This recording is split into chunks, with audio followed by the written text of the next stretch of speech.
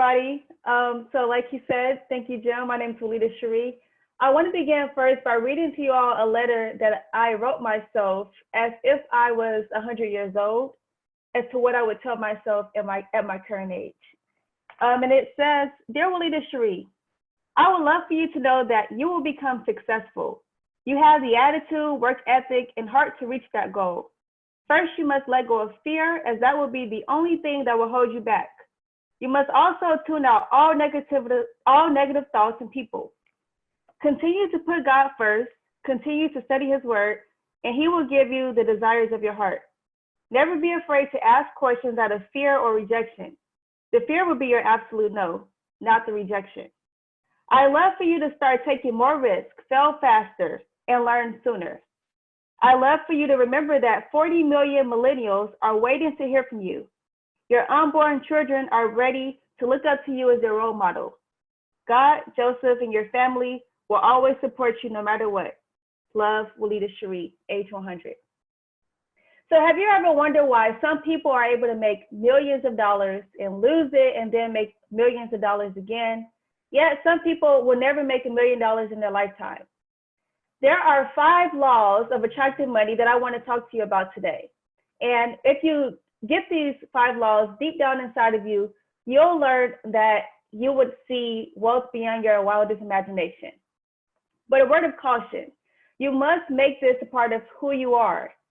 They will bring challenges, but you must never give up. You will notice that I'm not going to give you any specifics on how to make money because each person has their own unique way of making money. What I'm going to show you is how these 5 universal laws have been used and have been seen with the wealthiest people on the planet. So I want to start by giving you the first law. The first law is stop worrying or entertaining fear.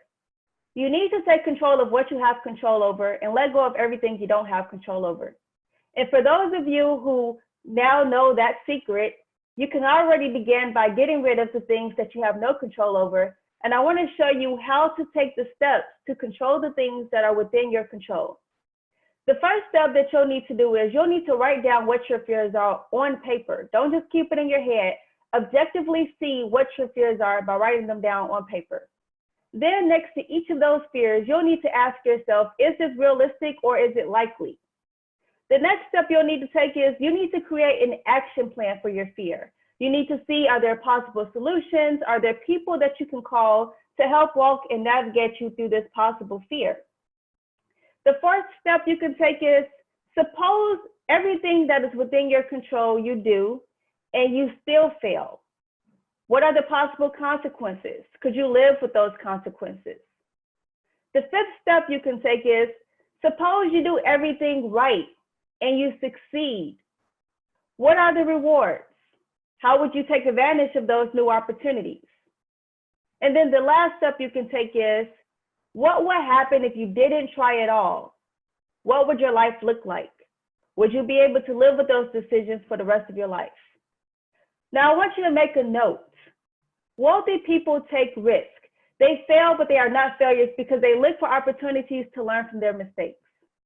So now that you know the first law, which is to stop worrying and to stop entertaining fear, I want you to begin to do that today. Now I want to move on to the next law. The second law is put good, factual, and relevant information through your eyes and ears. This can be books, podcasts, online courses, masterminds, conferences, audiobooks, and yes, even television. But when you're consuming this information, you need to ask yourself these 3 things. Is the information that you're putting through your eyes and your ears, which are the windows to your soul, is it good information? Does it make you feel happy, excited, optimistic? Or when you put this information within your eyes and your ears, does it make you feel bad and drained? Does it seem to deplete you of all happiness? The next thing you want to ask yourself is it factual? I would not suggest that you spend hours of consumption consuming information that has no facts to it. I mean, remember when we were kids and we would spend hours watching Disney and Nickelodeon and Fox and ABC Kids television shows?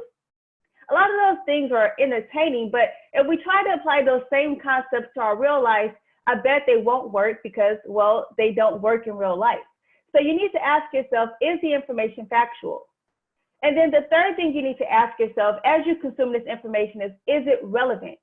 If you are an aspiring entrepreneur, if you're a writer, if you are an athlete, it doesn't really matter what it is that you're trying to become or who you want to become. You need to make sure that the information that you're putting through your eyes and your ears is relevant. Is it going to make you a better cook? Is it going to make you a better writer? Will it make you a better entrepreneur? So when you spend time using all these different mediums of consumption, make sure, again, you ask yourself, is it good? Is it factual? And is it relevant? I want you to make a note here. Wealthy people are avid readers. Many read or listen to at least one book a week. On average, these people spend their time usually spending it on educational information. They always elect education over entertainment. And so that's the rule of thumb. If you want to attract money to you, is that you need to make sure that you're more educational than entertainment. I'm not saying that you can't sit and watch Hulu or Netflix or Disney Plus, but you can't spend too much time doing it. It should be the minimum time on your schedule, not the maximum time. Now, the third law is, with who and where are you spending the majority of your time? There's a quote by a motivational speaker named Jim Rohn who says, you are the average of the 5 people that you spend the most time with. So I want you to see who are the people that you're spending the majority of your time with. And I call these the 3 enthusiastic E's and the 3 depressing D's. So I want to start first by talking about the 3 enthusiastic E's. Now, the first type of E is a person that energizes you. These are people that motivate you to help you to get the most out of life. This can be close friends and family. The second type of E, these are people that enliven you. These people bring you joy and excitement. They stimulate you. These can be your kids, your spouses, and even your best friends. I like to call these first 2 E's your cheerleaders. These are people that will help to support you no matter what. They want you to succeed because your success benefits them as well. And then the third E are people that enable you. These are people that teach you, they promote knowledge, and they enhance your skills. There are 3 types of people I think that falls under what are the people that enable you. The first type are your coaches. These are people that push you to work harder and reach higher. The second type of person are called soothers. These are people that help keep things in perspective and remind you of what's really important. And the third type are your advisors or your mentors.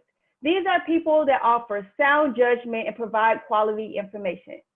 So ask yourself, are you spending the majority of your time with the 3 E's, people that energize you, people that enliven you, and people that enable you? If not, I'm almost certain that you are spending your time with the 3 depressing D's. These are people that, the first type of D are people that drain you.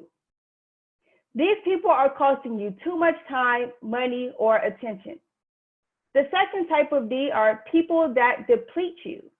These are people that you give all your time, money, and resources to, but they never give you anything in return. The third type of D are people that destroy you.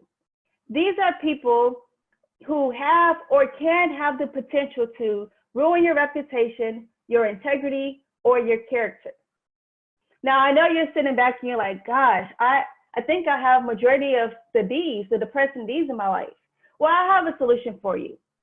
I have 4 things that I like to call the 4 C's that can help you take care of those D's that you have in your life. Because let's face it, most of the times these D's are people you care about. And so you don't want to just cut them off just because you feel as though they're draining and they're depleting and they may be destroying you. So this is what you can do.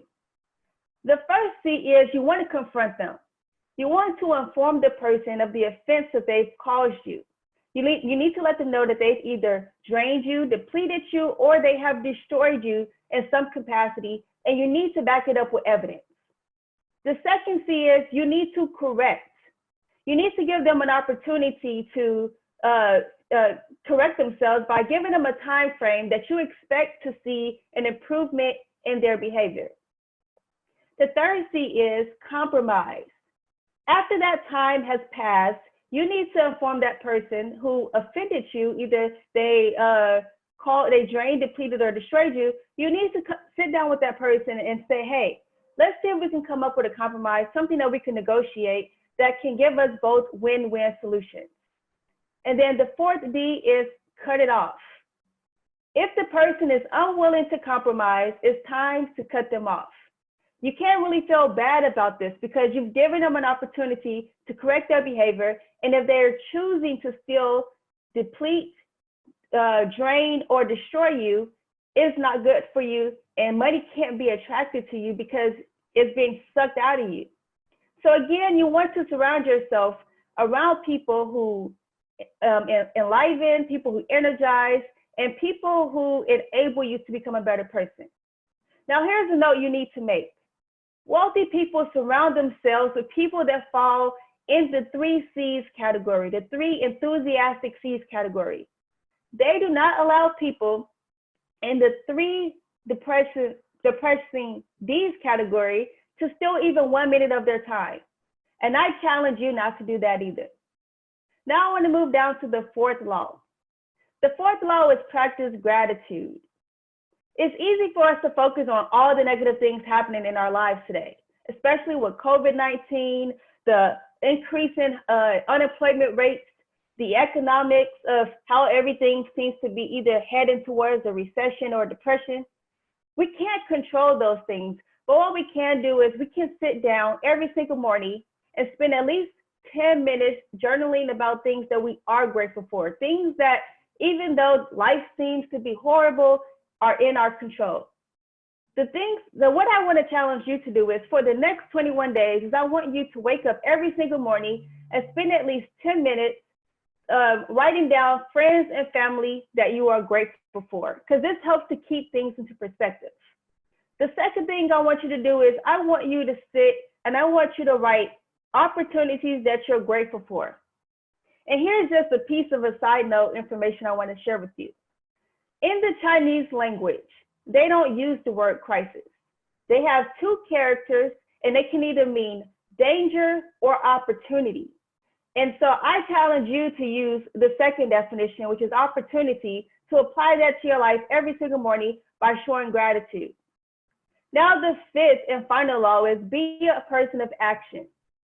Timing is everything. We are living in a time where opportunity is everywhere. So don't get stuck with just consuming information. Immediately apply at least one thing that you learn each day to help you move up the ladder of success. Write out your goals, write each step that it would take to actually achieve the goal that you want to achieve.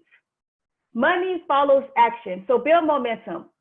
Follow these laws every day and you'll learn to attract money over and over and over again for the rest of your life. I'm cheering for you, and thank you so much for tuning in.